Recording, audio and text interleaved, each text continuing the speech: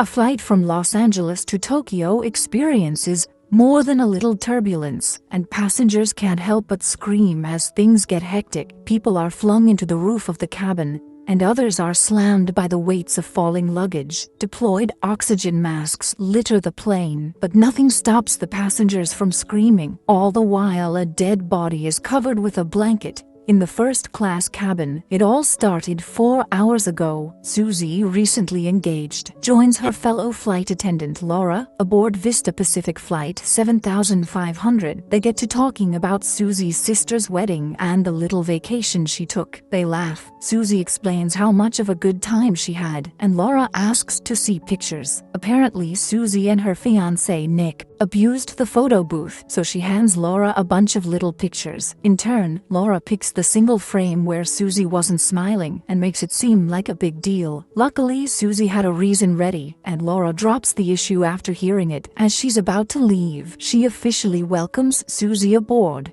I don't need a stolen cell phone, thank you. At the airport, people from all walks of life show their tickets and passports, as they also board Flight 7500 from LA to Haneda, Tokyo. Meanwhile, Susie and Laura wait by the entrance to welcome the passengers. Two couples, Jack and Lynn, and Brad and Pia, approach the plane, discussing how they've been planning the trip for over 10 years. For this reason, they choose to fly first class. Then there's Liz, who's married to Rick, and starts to freak out when she sees a man eating Chinese food, hoping he won't be their seatmate. As luck will have it, their seats are as empty as a symposium about sheep. Everyone's warned to properly store their luggage in the overhead compartments, but one well-dressed businessman named Lance Morrell sneaks a strange box underneath the seat in front of him. His seatmate sees it all happen, but he's old enough to mind his business. Hey Jackie, can I have the 2 bottles of champagne? Just then, Laura tries to reach the pilot, Pete, via the intercom, but he shows up to surprise her by grabbing her shoulder out of nowhere. Laura quickly pushes past the shock and goes on to celebrate the 3 days she and the pilot will spend alone when they arrive at Tokyo. At this point, Pete's phone buzzes, and it's his wife, Meg, calling. He lies about who the caller is and heads to a corner to answer the phone. Meanwhile, Brad and Pia have a secret. They've been broken up for a while now, but have to pretend to be together for the entire 3 weeks of their trip. Of course, Pia hates it, but Brad thinks they should wait before blowing up their lives. Having settled down, Liz can't stop herself from wiping down the seats. She almost loses her mind when a woman with a crying baby seems to be heading to the empty seat beside them, and then again when an overweight man does it. Thankfully, none of them sits with her. She's about to celebrate when this goth girl named Jacinta takes the seat. Without uttering a word, Jacinta takes off her jacket and crosses her legs, revealing too many tattoos and bedazzled heels. Uncomfortable, Liz tries to switch seats with her husband, only for a random Asian lady to take the seat beside him. It's almost like she's itching, so she talks to Jacinta about taking the empty seats in the back. Unfortunately, Jacinta doesn't want to move, leaving Liz feeling like peeling off her own skin. In the cockpit, Captain Pete and his co-pilot, Tom, ask permission from control to begin their flight to Tokyo. Within seconds, they get the go-ahead. Raquel is scared that she's pregnant, but her boyfriend, she's talking via Skype, doesn't think she has anything to worry about. He calms her down, gets her to say how much she loves him, and the call ends shortly with her seatmate, Jake, smirking.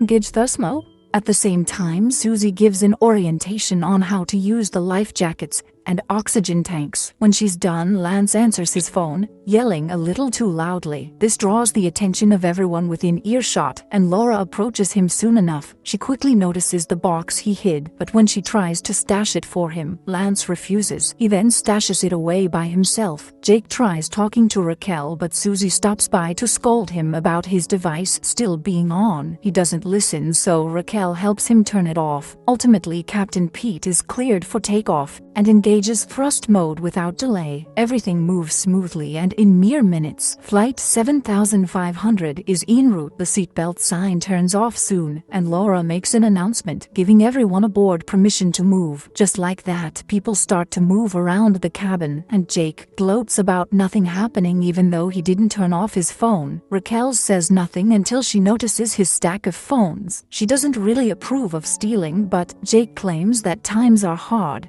Emotional issues theory. Polsta. As for Liz, she can't shut up about her wedding. In fact, she peels out her laptop and shows pictures on end to the Asian lady beside them. In the galley, Laura and Susie gossip about the passengers to their heart's content. Susie then asks Laura if she really believes Captain Pete will leave his wife for her. It turns out Laura believes the 3 days they'll spend in Tokyo will tip things in her favor. They start to make the rounds, asking passengers whether they need anything. Meanwhile, the Asian lady beside Liz and Rick gets fed up with all the pictures and just leaves the seat for good. Turning to her left, Liz tries to show Jacinta the pictures, but the goth pretends like she can't hear a thing. Coincidentally, Susie passes her seat at this point and Jacinta has no problem hearing her. The tension is still palpable between Brad and Pia, but it's interrupted when the plane suddenly encounters some turbulence. It begins to tremble, spilling drinks and throwing water bottles across the cabin.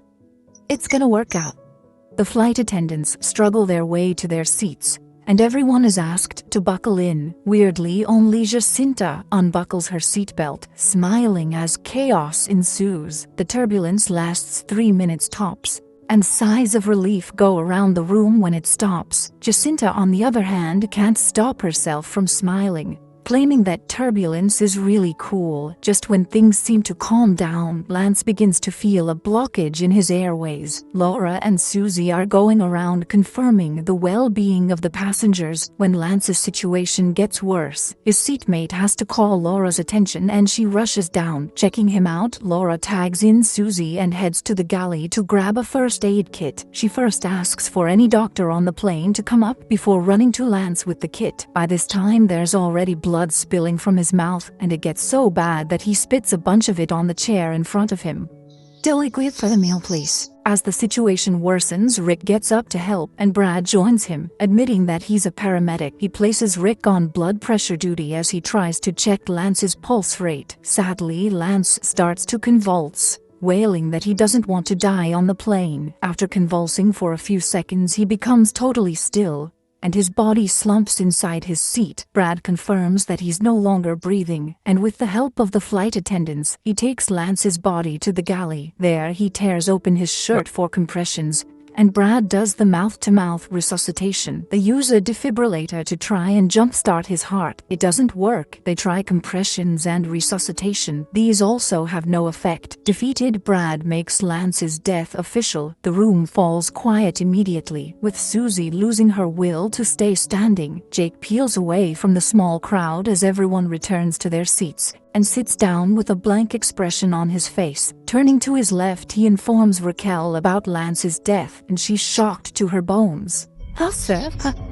Are you okay?" A very tired Brad, alongside Rick and the flight attendants, perform the finishing touches to make Lance's body presentable. After this, he heads into the bathroom to clean up and take a moment for himself. Word reaches Captain Pete just then, and he calls up command to inform them about the death. He sees no reason to stop the flight for a dead man, so he's given permission to fly all the way to Tokyo, where a medical team will pick up the corpse. There's one more choice that needs to be made, where the body will be kept during the flight. As Brad returns from the bathroom, he finds Laura making an announcement to the folks in first class. She'd like them to move to the economy, and even promises to retain all the amenities they paid for. Brad quickly joins his wife and they join the other first-class passengers to move their things down to economy, to Tokyo. Meanwhile, Liz continues to give Rick grief for the mouth-to-mouth resuscitation, claiming that whatever killed Lance is now on his lips. To shut her up, he pecks her, leaving Liz to struggle to scrub it off with a napkin. Jacinta, on the other hand, is excited about the corpse and asks Rick if they'll let her go back to observe Lance's body. He only laughs in response. A few seats away, Raquel can't believe she'll have to spend the remaining 6 hours of the flight with the corpse on board. Jake is too freaked out to say anything in response. At this moment, two men show up escorted by Laura and Susie to transport the corpse to first class. They slowly walk past the passengers, and Jacinta takes this opportunity to graze Lance's hand. Excited by how cold it is, they successfully settle Lance's corpse into a seat, and it's up to Susie and Laura to buckle him in. Laura does most of the work though, seeing as Susie is too shaken up to move. People start to pace the cabin, Brad especially. On Liz's way to the bathroom, she finds him and bombards him with questions about Lance's death. Death is a part of life. Of course, he doesn't give her the answers she wants, so she leaves him alone the moment the bathroom frees up back in her seat. Rick and Jacinta talk about death, about how no one ever sees it coming. In turn, she warns him that life is too short to spend on things you don't really want, hinting that his marriage to Liz was a mistake. They're laughing when Liz comes back and she immediately ruins the mood with her negativity, claiming that whatever Lance had is going to spread. The cabin falls quiet once again, and a worried Raquel pulls out her pregnancy test and heads to the bathroom as she prays not to get a positive result. Laura goes about serving coffee to passengers. She reaches Lance's former seat and catches a glimpse of something beneath the seatbelt. Pulling it out, she realizes it's a tooth, and memories of Lance dying flood into her mind. She screams, and everything she's holding drops to the ground with her. I went to business school. Things take a turn for the worse. For some reason, water bottles begin to compress, and the cabin begins to tremble. Quickly, Laura takes a seat and yells for everyone to buckle up. Some do, but the others who don't get flung out of their seats and slammed against the cabin roof. The same thing happens to Raquel, but after a few seconds, everyone falls down. The luggage from the overhead compartments starts to fall too, and the plane trembles more vehemently than ever. People take praying positions as a weird smoke fills the air, and soon, oxygen masks have to be deployed. The pilots are the first to put on theirs, at least one of them. Tom, Pete's co-pilot, is not so lucky, so Pete has to scream at him to get him to snap out of it. Then there's Raquel, who struggles in vain to open the bathroom door as more smoke seeps into it. Everyone else gets their masks on, but Pia's mask refuses to dispense oxygen. Just as she's about to pass out, Brad puts his mask on her, leaves his seat, and uses one of the free masks. He notices a mom and her daughter passed out in front, and rushes to their sides without a second thought. Back to Raquel, she manages to push the bathroom door open, but it only gives room for more smoke to enter. Before she can even call for help, Raquel passes out on the floor. As for Brad, he takes a breath from any available oxygen mask as he tries to help the mother and her child up front. He succeeds, but one look at his wife reveals that she's passed out with her oxygen mask far from her face. Staggering, Brad tries to get back to her, only for him to fall on his butt. He's lucky enough to find the emergency oxygen tank and grabs it as he makes his way back to his wife. He takes off his mask once again and places it against her nostrils, praying to God that she takes a breath. His prayers are answered, seeing as mere seconds later, Pia coughs, continuing to take deep breaths. The struggling couple share the oxygen tank until the smoke clears. Bongus. In the cockpit, Captain Pete and Tom take off their masks, and Pete announces to the passengers that it's now safe to breathe without the masks. Apparently, the first time they encountered turbulence, it damaged a seal on the plane, lowering cabin pressure. The passengers only ease up when the captain promises that they can deal with the problem. In turn, Laura goes around confirming the well-being of the passengers, only for her to find Raquel passed out in the bathroom. Instantly, she fetches a mobile oxygen tank and prays that Raquel doesn't die. It takes a couple of seconds, but Raquel coughs as she regains consciousness, subsequently bursting into tears. All Laura can do is hold her. Later on, Laura instructs the other flight attendants to clean up the place. They quietly make their rounds, picking up trash and cleaning up shards of glass. All I wanted to do was be a mom. While this is happening, Pia notices that the mother and child Brad saved are playing in the front. It reminds her of the 2 times she tried being a mom and the pain that came with her miscarriages. Brad talks about them trying again, but Pia doesn't want to go through that pain again. Down the hall, Liz watches Jacinta playing with her lip ring, and the moment she returns to minding her business, it seems like a strange figure. Someone resembling Lance almost grabs her. Frantic, she turns around, causing her husband to worry. She just Lance chucks it up to being freaked out. Meanwhile, Jake sneaks into first class, crossing Lance's blood on the wall of the stairs. He arrives at the cabin to find it too quiet, deployed oxygen masks dangling like haunted dolls on a swing. Quietly, Jake walks up to the body, only to get shocked when Lance's lifeless hand drops out of the blanket. He notices the wet walls, but this doesn't stop him from swiping Lance's watch, taking a piece of flesh alongside. "That guy's freaking me out." Unfortunately, Jake can't suppress his goofy side, so he takes out his phone and starts recording himself and the corpse. Suddenly, Lance begins to moo, and by the time Jake takes off the blanket, what he sees scares the joy out of him, leaving him screaming like he just saw a ghost. In the cockpit, something strange is going on. Captain Pete tries repeatedly to contact the control tower in Tokyo, but only hears static as a response. All the while, Tom falls asleep. Then there's Brad. His movie starts to seem too cryptic, with external commentary seeping in and the screen splitting like it's picking up another signal. Transfixed, Brad can swear that he's seeing Lance's face on the screen. He then draws closer to it, forcing Pia to pull him out of his confusion. In the kitchen, Laura and Susie are doing the dishes. The former is soon distracted by a green light she sees outside the plane. She approaches the window, wipes it down, and realizes that an F-16 fighter jet is flying right beside them. Thanks to Susie, Laura snaps out of it and gets told that Jake hasn't been in his seat for a while. "We gotta buckle him in."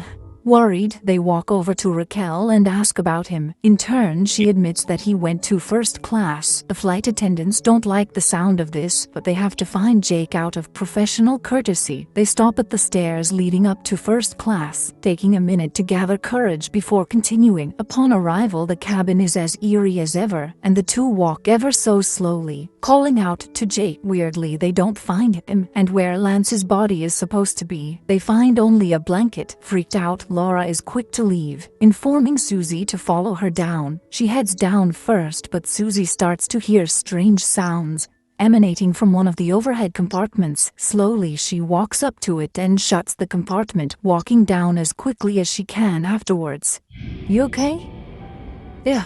Brad and Pia discuss the huge fight they had in Cabo, recalling how they didn't speak to each other for 4 days. Apparently, they wasted such a beautiful trip, and Pia doesn't want to waste any more time. While they're talking, Raquel heads to the bathroom once again. Then Laura puts a call through to the captain, informing him about Lance's missing body. In turn, Pete advises her to check row after row, certain that the corpse must still be on the plane. She asks about that green light she saw, wanting to know if the captain came across an F-16 earlier. He gives a negative response, and Brad approaches Laura at this point. For this reason, she quickly ends the call with the captain, promising to report back if they find anything. Meanwhile, Raquel gets a chance to use her pregnancy test in the bathroom. She's waiting for the results and hoping it comes out negative when the cubicle begins to fill with smoke. She tries to make her way out, but the bathroom lock refuses to budge. In no time, someone wearing the same suit Lance wore crawls out from underneath and grabs her by her knees. "Hello."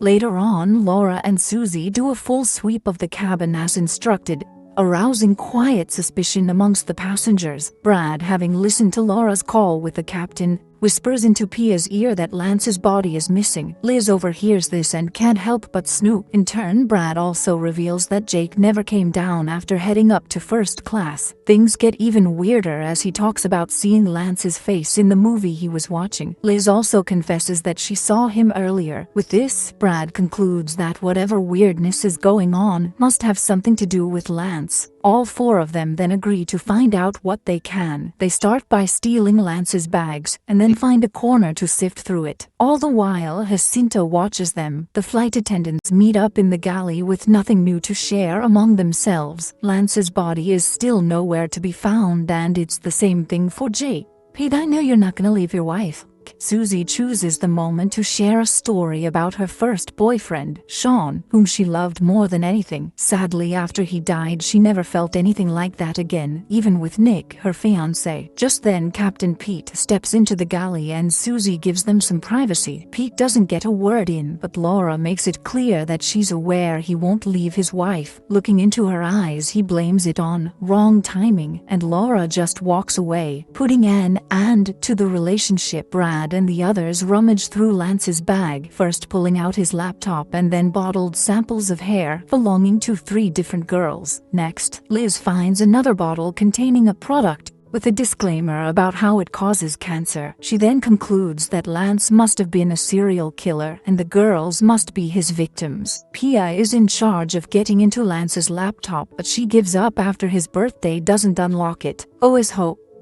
I'd find that with Nick. At this point, Jacinta sneaks in, presenting the wooden box Lance had hidden in another compartment. She then returns to her seat like it's nothing, leaving the box in Brad's care. He tries to open it, but the box doesn't budge, so he has to try to pick the lock. While this is going on, Jacinta grabs a blanket in the hopes of getting some sleep. For some reason, the blanket can't stay up, almost as if someone keeps pulling it down. It gets to a point where she peeks under the blanket, but finds no one beneath it. In the kitchen, Laura and Susie walk in on Brad and the others while they're carrying out their side mission. Rick quickly explains what's going on, but it doesn't make them look any better in Laura's eyes. She doesn't listen to anything else they say, including Rick's suggestion to look through Lance's checked-in luggage at the cargo hold. Instead, Laura sends them all back to their seats, and they drag their feet as they troop out. Left alone with Susie and Lance's things, Laura realizes that Rick had the right idea. She opens the hatch that leads into the cargo hold and grabs a portable floodlight. Laura then puts on her jacket, asking Susie to keep an eye on the hatch. Slowly, she climbs her way down, having no idea that Brad and the others didn't give up. There might be something in there, don't tell us what's going on. They gather in the galley and break open Lance's wooden box. The moment they open the lid, an emo doll abruptly turns to look at them. They're all frightened at first, but Jacinta steps up, cradling the doll and looking at it with such admiration. Apparently, it's a Shinigami, a doll of death Lance was supposed to deliver to a client in Tokyo. Jacinta explains that the doll represents death in Japanese culture, and that whoever is taken from life too quickly can be stuck here until they let go. If they do let go, the real Shinigami comes to take their souls to the afterlife. She's certain that Lance is holding on with everything he's got. Why would someone bring that on a plane? Back in the cargo hold, Laura carefully walks around. It gets to a point where she almost gets crushed between 2 containers, but is lucky enough to step out of harm's way. Moving on, she gets the jump scare of her life when a dog suddenly begins to bark and hits one of the luggage stacked beside her. Many others fall on her as a result, leaving her groaning and turning on the floor. Just then, she catches a glimpse of Lance's checked-in luggage. She peels it open ever so slowly, only for a pale hand to creep out first. Laura is so scared that she slides as far away from the luggage as she can, screaming in hopes that someone will hear. Sadly, no one does, and Laura is dragged away by an unknown figure. Meanwhile, Captain Pete is busy staring at his wedding band when he hears a transmission on the radio. He quietly apologizes for his wife, Meg, before picking it up and tries once again to reach the control tower in Tokyo. Instead of feedback, he hears more static. He's barely turned around when the unknown figure grabs him and his co-pilot, Tom. Oh my god. They're his victims. Then there's Susie, who, although standing by the hatch, didn't hear any of Laura's screams. She'd been engrossed in her own thoughts, removing her wedding ring as she decides not to marry Nick anymore. She then squats beside the hatch in an attempt to check things out and watches as gray smoke pours out of the hatch. With it comes a hand. Shocked, Susie screams and quickly backs away from the hatch, pulling the attention of Brad and the others in the process. She runs up to the first-class cabin, but this strange fog follows her. As Brad and the others approach the cabin, the fog retracts, giving Susie enough courage to walk towards them. Just then, the overhead compartment pops open, and she shuts it just as quickly. Brad, Pia, Rick, Liz, and Jacinta arrive at this moment, asking Susie what the problem is. Before their eyes, another overhead compartment pops open, and a pale hand pulls a screaming Susie into it. Why won't you tell me that? Things take a turn for the worse as the plane seems to encounter more turbulence, so everyone except Jacinta heads downstairs. The emo chick is too scared to move, so she's left holding on to one of the seats. With Liz up front, the others join her as she steps into the cockpit. Sadly, they find both Pete and Tom dead on the wheel and a near-empty fuel tank. While they panic, Jacinta hears her own voice repeating the speech she gave Rick about death being a part of life. From the corner of the cabin, a strange figure with the same build as Jacinta slowly approaches her. In turn, she gets up and walks towards it, accepting her fate and sealing it with a hug. The others stagger their way downstairs as the plane seems to be in a nosedive. Only Brad checks out the bathroom and finds Raquel's body slumped on the floor, cold and lifeless. He returns to the crew, unable to say what he saw, and Rick, being curious, checks out the bathroom too. At this point, Brad accepts that death is inevitable and stretches out his hand to Pia. She takes it in a heartbeat, and together they return to the cabin to find their bodies lifeless in their seats. Who's dead? Apparently, they've been dead for the longest time, but held on to this realm just like Lance did. Rick and Liz also join them in the cabin and find their lifeless bodies slumped in their seats too. Just as Liz begins to cry, the entertainment center on the plane buzzes to life and an announcement ensues. As it turns out, the Turbulence Flight 7500 encountered broke a seal on the plane.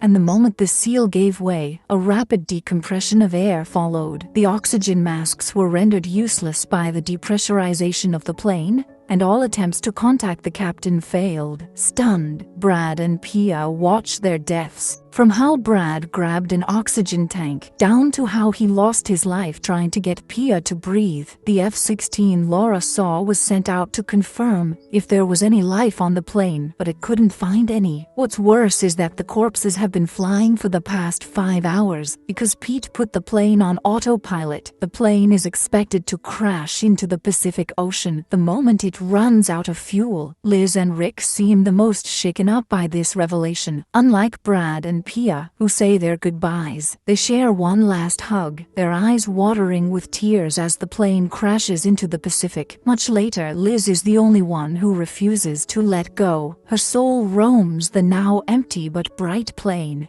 until she hears strange sounds coming from one of the waste bins. She opens it up to find the Shinigami doll, and a pale hand reaches out to grab her. This time she screams and runs in the opposite direction. Most of the people on Flight 7500 never knew until the last moment that they had lost their lives. Brad and Pia, Liz and Rick, not to mention Jake, Jacinta and Raquel, the flight attendants, Laura and Susie, and even Captain Pete. All of them had one thing or another keeping them bound to this world. One after the other, they let go of these things and were taken to the afterlife by Shinigami. Only Liz refused to let go.